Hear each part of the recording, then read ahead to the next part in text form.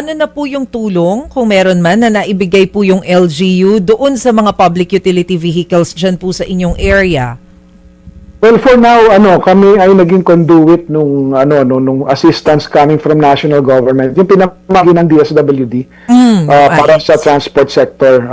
Kasi ang naging approach dun ng national government was to tap the LGUs, particularly here in Metro Manila. Initially, yung mga tricycle, kasi ang tricycle is regulated by local government, kaya nasa amin yung database ng mga tricycle drivers. Pero yung sa jeepneys, sa mga TNVS, mga delivery, nasa LTFRB yung database niyan. Kaya from the database of LTFRB, pinapasa yan sa DSWD, then DSWD prepares the funds, tapos bumababa sa amin. So kami naman ang nag-organize ng mga payout, mga distribution. So far yun yung naibigay na assistance coming from government, although that's national government. Yes. Kami ngayon, we just go yung yung standard na services, although nagtatabi nga kami. So yung magiging savings namin is really more than 3 million. In fact, meron kami pina-review ko yung mga annual investment plan ng mga bawat department at pina-scrap or pina-suspend ko na yung implementation ng some of the non-essential programs. Halimbawa, yung mga some of the seminars na nakaschedule, hindi na itutuloy. Yung mga kunyari, isa namin program ng Clean and Green, na parang pa-contest. Scrap na muna namin yung mga kasi yun nga, nagtatabi kami ng resources in case things turn for the worse. So nagbawas na.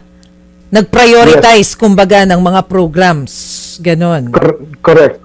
Yung mga non-essential, yung hindi makaka-apekto sa direct service to the people, sinet aside na muna namin yung mga programs na ganon. Yung interesting yung ginawa ni dun sa Manila po, no, yung binabayaran ng 3,500 Libreng sakay. yung sa libreng sakay program nila, bawat jeepney driver na sumama po dyan or sumali po dyan, 3,500. What do you think of that idea po? O baka meron kayong sariling idea din po para po sa inyong lungsod? Well, isa yan sa makakatulong talaga, no? Kasi may mga comment nga ako narinig nung time na nagde-distribute ng assistance sa mga PU, mga public utility vehicle drivers, na bakit sila ang binibigyan, ba't si Juan de la Cruz na empleyado pumapasok, ba't hindi rin siya bigyan ng assistance, no? Pero naintindihan ko yung yung unahin mo yung sa transport, kasi ang problem natin yung pagtaas ng presyo ng gasolina. Siyempre, yan ang puhunan ng mga nasa transport sector. Pag tumaas ang gasolina, parang sometimes maisip mo, fair na taasan din ang pasahe. So, pag tinaas naman nila ang pasahe, talagang lahat apektado. No? Hindi lang yung namamasahe na empleyado, pati yung delivery of goods and services, tataas din yan. No? Kasi pag tinaas mo ang pasahe, ipapasa lang din naman nila yan do sa commuter, doon sa nagpapadala ng goods and services. So mas mabilis tataas ang bilihin yung inflation natin.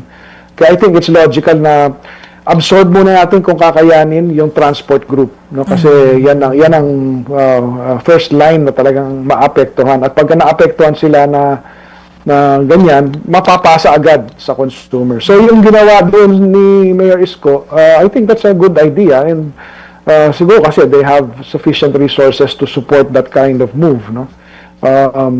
Kami naman, medyo smaller city kami, we try to manage muna with the resources that we have.